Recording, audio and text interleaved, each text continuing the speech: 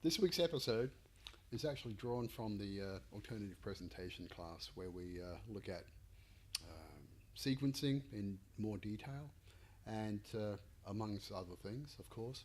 And what better place to start than with Robert Frank's The Americans, with the introduction written by that crazy beat poet and writer, Jack Kerouac.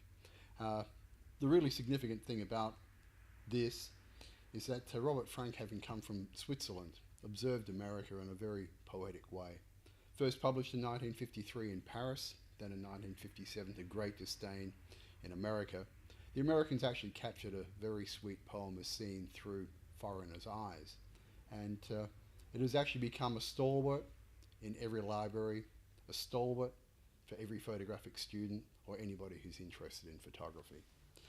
It needs to be read aloud, that lovely, sweet, lyrical tune, which is Jack Kerouac's writing. And so, if I may indulge, here I go. As this runs for 11 minutes, we're going to divide this into 3 installments. So, enjoy. That crazy feeling in America when the sun is hot on the streets and the music comes out of the jukebox or from a nearby funeral. That's what Robert Frank has captured in tremendous photographs taken as he travelled on the road around practically 48 states in an old used car on Guggenheim Fellowship, and with the agility, mystery, genius, sadness and strange secrecy of the shadow, photographed scenes that have never been seen before on film.